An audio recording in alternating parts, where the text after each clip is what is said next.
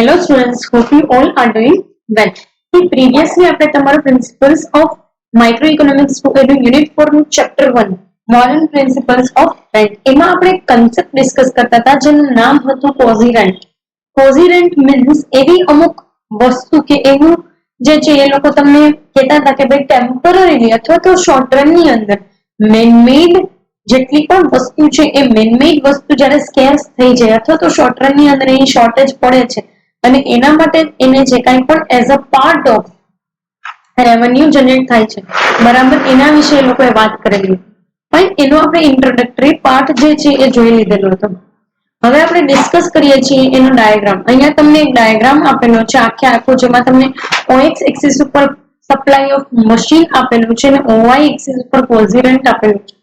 બરાબર સપ્લાયના લેવલ આપેલા છે S2 N1 બરાબર મશીન જે છે એના લેવલ આપેલા છે. ડિમાન્ડ આપેલી છે DD1 ડિમાન્ડ કર્વ અને DD2 ડિમાન્ડ કર્વ અને SS1 જે છે એ સપ્લાય કર્વ તમને આપેલી છે.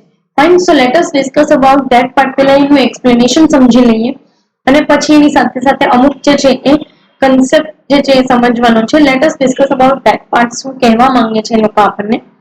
In the figure OX shows the proportion of machines and OY shows the income and revenue earned by machine. બરાબર એઝ ઓલવેઝ જેવી રીતે આપણે જે છે એ મશીન ને ટ્રીટ કરતા હતા બરાબર એ જ રીતે તમને પ્રપોર્શન આપેલો છે મશીનનો અને ઓવાય એક્સિસ ઉપર તમને સપ્લાય જે છે એની સામે તમને જનરેટ થતી રેવન્યુ આપેલી છે. ઓફકોર્સ જે રીતનું સપ્લાય હશે એ રીતની આપણે રેવન્યુ જનરેટ થશે. બરાબર હું કોઈને 2 મશીન ભાડે આપું તો મને એટલા પૈસા મળે. હું કોઈને 4 મશીન ભાડે આપું તો મને એટલા પૈસા મળે. બરાબર. So it is entirely depend upon the levels. Right. આગળ જોઈએ. Let us assume that in the beginning in the banging on ON machines exist in the industry.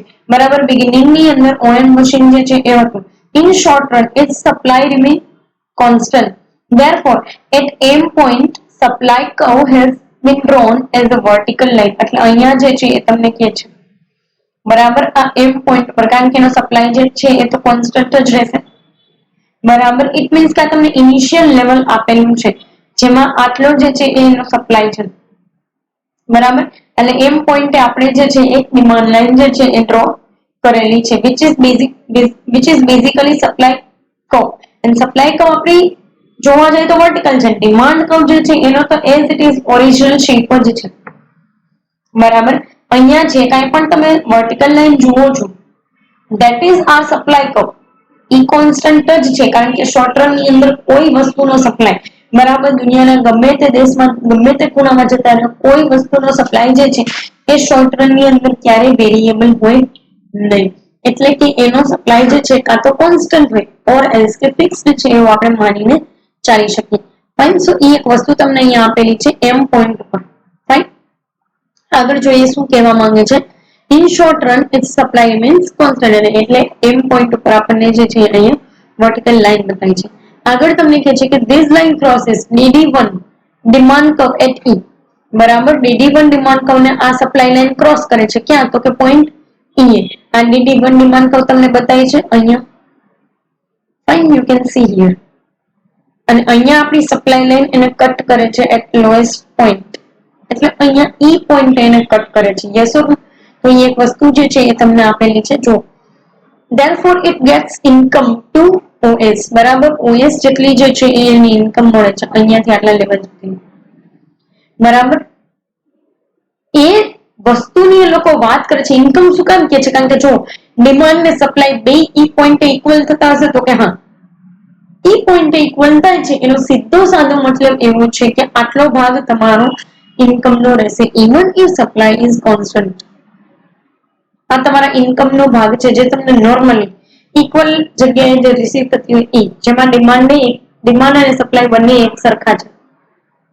Demand supply બંને એક સરખા હોય તો તમને આટલો ભાગ જે છે એ as a part of your income generate થશે. આગળ જો તમને શું કહે છે.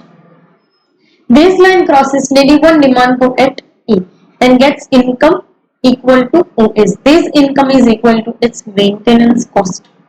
બરાબર અહીંયા સુધી જેટલી પણ તમને ઇન્કમ જનરેટ થાય છે એ મેન્ટેનન્સ કોસ્ટ નો એક ભાગ છે. એટલે કે તમે જેટલી બી વસ્તુ મશીન જે છે એને તમે લઈ આવો છો અને જેટલા તમારે મેન્ટેન કરવાના પૈસા લાગે છે, અહીંયા આપણે મશીનની વાત કરીએ છીએ.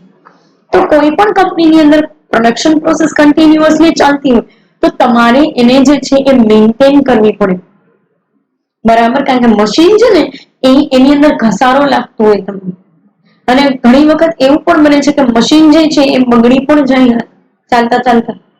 તો તમારે એને મેન્ટેન કરી રાખવાનું, એ વસ્તુ જે છે એને એક વે ની અંદર રાખવાનું, એક વે ની અંદર પ્રિઝર્વ કરી રાખવાનું તમારે ચાર્જ લાગે. એ ચાર્જ ને કહેવાય મેન્ટેનન્સ કોસ્ટ, બરાબર. સો એ વસ્તુ જે છે કે છે at this point rent is zero. Of course આ પોઈન્ટે જે છે એ રેન્ટ આપણી પાસે જે આપણને કોઈ પણ extra income, access income as a part of rent મળવી જોઈએ ઝીરો હશે, બરાબર. It means that the owner will not employ machines if it earns less than OS. હા, એક આનો મીનિંગ એવો પણ નીકળે છે કે ઓનર જે છે એ આના કરતા ઓછા વે ની અંદર મશીન ઓક્યુપાય કરશે ને, એટલે એના લેવલ થી ઓછું અહીંયા સુધી અથવા તો ઓએસ ના લેવલ થી અહીંયા સુધી એવું કોઈ પણ લેવલે લઈ આવશે નહીં, કારણ કે એ લેવલે એને કાંઈ પણ મિનિમમ ઇન્કમ જે જનરેટ થવી જોઈએ ને એ નથી થતી. કારણ કે ડિમાન્ડ લાઈન પોતાની પોઝિશન ચેન્જ ન કરે તો એટલે માર્કેટની ડિમાન્ડ લાઈન જે છે એ તો એટલી જ રહેશે, કારણ કે માર્કેટની ડિમાન્ડ એટલી રહેશે, સામે સપ્લાય લાઈન થી એટલી ને એટલી જ રહે છે.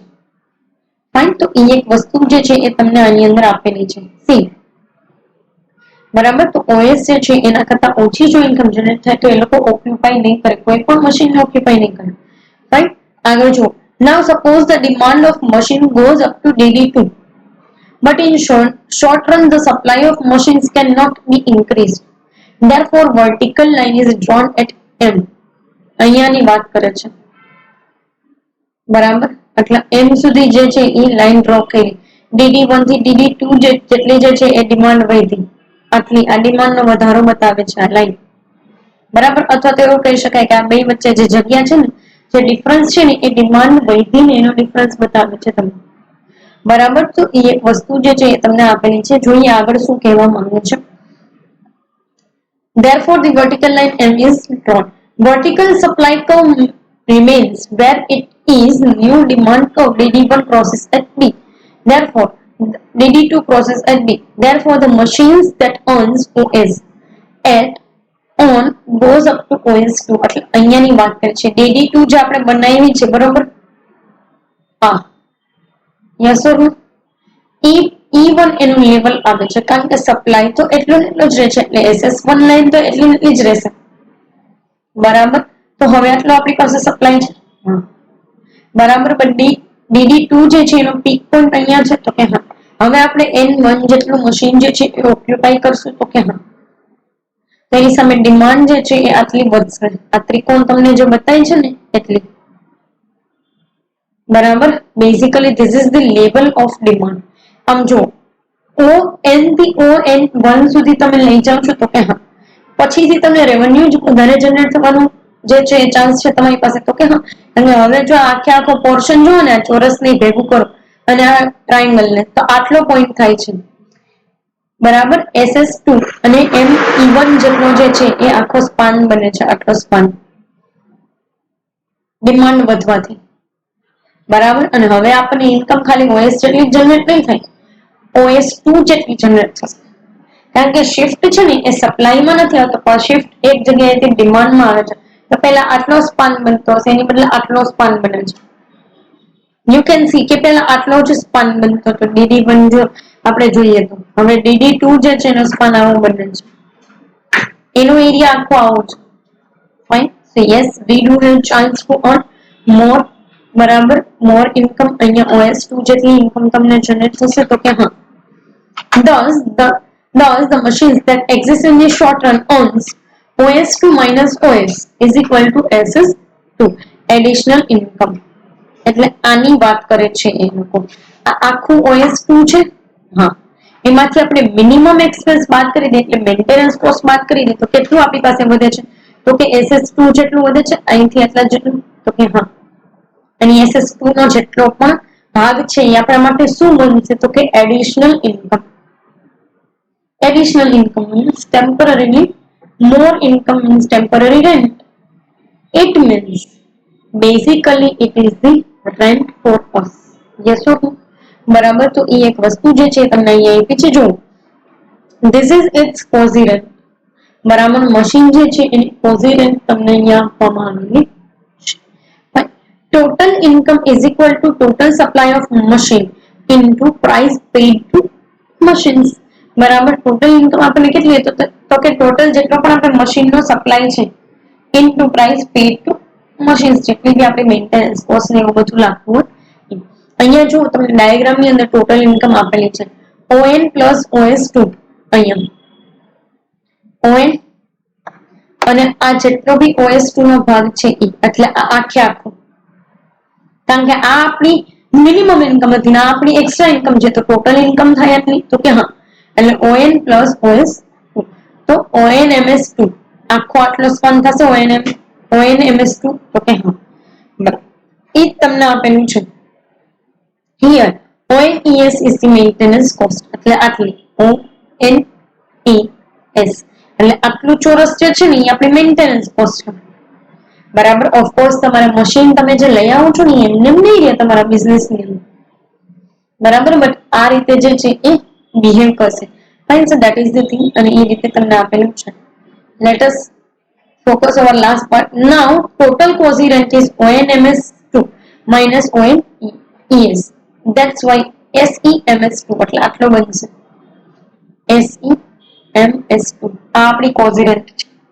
એટલે એને કેવું કર્યું તો કે આખે આખું આટલું છે ને એમાંથી આ ONES બાદ કર્યું, એટલે કે ONMS2 જે છે એમાંથી ONES બાદ કર્યું, તો આ જેટલું બી SEMS2 વધ્યું, બરાબર, આટલો ભાગ એ બેઝિકલી આપણા માટે quasi rent છે. Right? So yes, this is all about the concept of quasi rent. હવે તમને લાસ્ટ એક પાર્ટ આપેલો છે જેમાં તમને એવું કીધું છે difference between contract rent and economic rent. બરાબર, જોઈ લઈએ. ઓફકોર્સ આપણે આ બંને વસ્તુ જે છે એ સમજી ગયા છે.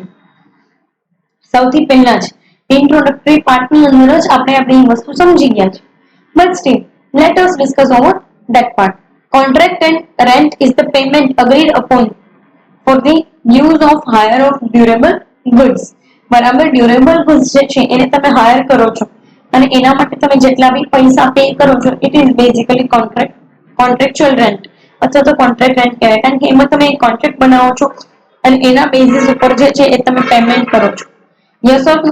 તો એ એક વસ્તુ તમને આપેલી છે. નેક્સ્ટ તમને કહે છે કે whereas economic rent is a surplus or excess payment to a factor of production over and above its transfer earning. બરાબર, તમે ફેક્ટર ઓફ પ્રોડક્શન જે છે એને એક લેવલ પછી અક્વાયર કરવા માટે, એટલે કે એક તમે લઈ લીધા સ્પેસિફિક, હવે પછી અક્વાયર કરવા માટે તમારે એક્સ્ટ્રા પેમેન્ટ કરવું પડશે.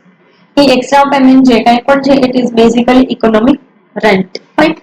સેકન્ડ તમને કીધું છે contract rent includes economic rent. Of course contract rent જે છે એ ઇકોનોમિક રેન્ટ જે છે એને ઇન્ક્લુડ કરી લે છે, કારણ કે ઇકોનોમિક રેન્ટ જે છે એ એક થોડો એવું કહી શકાય કે ઇકોનોમી રિલેટેડ છે, જ્યારે કોન્ટ્રાક્ટ રેન્ટ તો તમને બધી જગ્યાએ જોવા મળે છે. It is universal. Fine, whereas economic rent is a part of contract rent. બરાબર છે, આપણે જેટલી બી વસ્તુ માટે રેન્ટ પે કરતા હોય કોન્ટ્રાક્ટ રેન્ટ, એની અંદર આવી નાની નાની વસ્તુ ઇકોનોમિક રેન્ટ ની એવી બધી વસ્તુઓ જે છે ઓલરેડી કવર અપ થઈ જ જાય છે. ફાઇન, લાસ્ટ પાર્ટ તમને એવું કીધું છે કે contract rent is the price per unit of time for services of durable goods such as land, house, machine, car, furniture, computer, etc. બરાબર, એક આપણે જે કંઈ પણ એક યુનિટ છે એને આપણે યુઝ કરવા માટે એવા ડ્યુરેબલ ગુડ્સ જે છે એના માટે પ્રાઇસ પે કરીએ છીએ.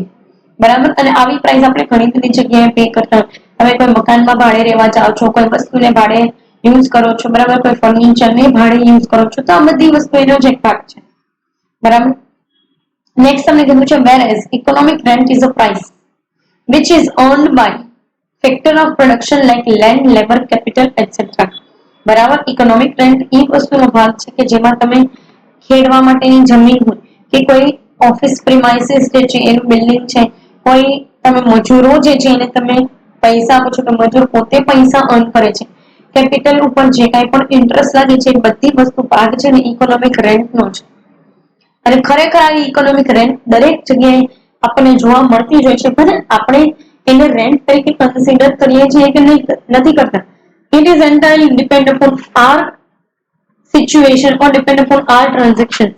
બરાબર. But yes these are the things કે જે આપણે ડે ટુ ડે લાઈફની અંદર યુઝ કરતા હોઈએ છીએ. Fine. So this is all about the difference between contract rent and economic rent. બરાબર. અહીંયા જે છે એ તમારું યુનિટ 4 નું chapter 1 modern principles of rent જે છે એ કમ્પ્લીટ થાય છે. આના પછીનું જે છે એ ચેપ્ટર આપણે સેકન્ડ ચેપ્ટર ડિસ્કસ કરશું, જેની અંદર તમને વેજ ડિટર્મિનેશન આપેલું છે. બરાબર. કોઈ જગ્યાએ કારણ કે મજૂરો માટે તો એ જ એની જે છે એ સપ્લાયની પ્રાઇસ છે. મજૂર જે મજૂરી કરે એની સામે એને મળે છે જે કંઈ પણ વેજીસ. સો યસ, એના ઉપર જે છે આ લોકોએ વાત કરેલી છે કારણ કે એના માટે ઈ ઇન્કમનો ભાગ છે. તો એ આખે આખું આપણે સેકન્ડ ચેપ્ટરની અંદર સ્ટડી કરશું. પર્ટિક્યુલર આ સેશન માટે અહીંયા સુધી રાખીએ. Thank you so much.